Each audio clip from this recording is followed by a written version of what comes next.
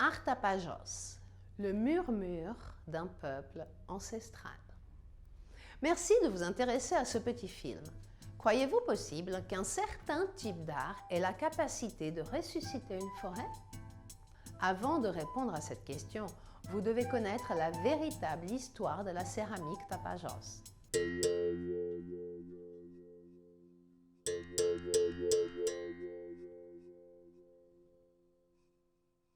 Ce que nous connaissons, c'est l'histoire racontée par les colonisateurs européens.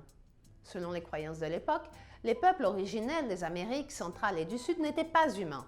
Dépourvus d'âme et de connaissances, ils étaient surtout incapables de produire de l'art, la plus haute forme d'expression de l'humanité. Il existe deux raisons principales expliquant que le colonisateur nous ait raconté cette histoire. La première montre sa bonne foi. L'Européen n'a pas pu connaître la culture poignante des civilisations anciennes. En effet, les maladies arrivées avec ces derniers du vieux continent se sont très rapidement disséminées à travers les innombrables fleuves et rivières de la région, disséminant les peuples originels avant même que ceux-ci n'aient eu de contact physique avec l'homme blanc. La deuxième raison est différente. Les colonisateurs avaient pour obligation morale de justifier auprès de l'Europe l'utilisation de leurs mousquets contre des armes primitives, ce qui leur était permis par la supposée inhumanité des natifs. Ils pouvaient ainsi tirer profit de l'esclavage des peuples natifs, du bois, de l'or et de l'argent très abondants dans la région, sans dilemme moraux ni religieux. L'Européen moyen, bien sûr, ignorait la vérité. Le village Tapajós avait été exterminé.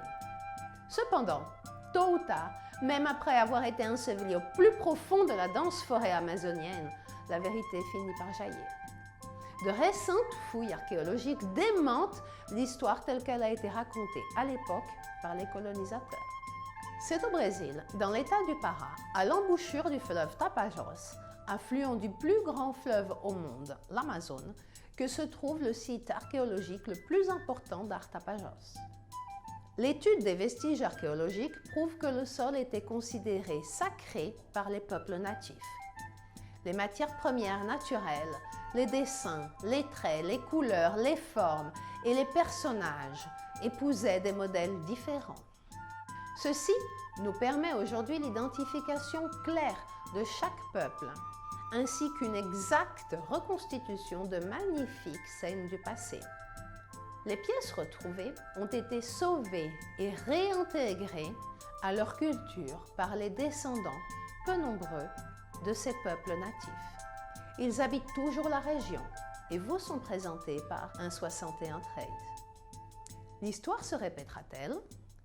Le gouvernement brésilien cherche malheureusement à construire un complexe de 7 usines hydroélectriques tout au long du fleuve Tapajós, seul bassin hydrographique d'Amazonie ne produisant pas encore d'électricité.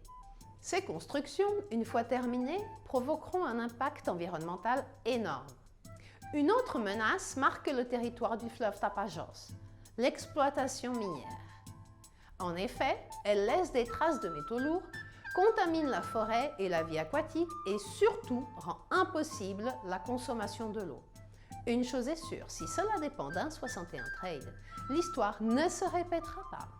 Les artistes de notre catalogue organisent et soutiennent des projets sociaux dans les écoles et les communautés pour diffuser, affirmer et établir de nouvelles bases respectant les traditions et les valeurs des peuples anciens, à commencer par la forêt. L'œuvre India Ceramista, l'indienne céramiste, représente la céramiste en elle-même, matérialisée par la pièce. L'œuvre Au chemin, le chaman, avec dans les yeux l'expression de la transe, illustre l'accès du céramiste au rituel de sa tribu ainsi qu'au dialogue avec les morts. L'œuvre intitulée Pé na boca, pied dans la bouche, fait le portrait d'un enfant dans cette position, celle intemporelle de tous les enfants. Au-delà de l'ancestrale céramique villageoise du Tapajós, les cuyas, petits bols de Santarém sont également des œuvres qui sauvegardent les traditions.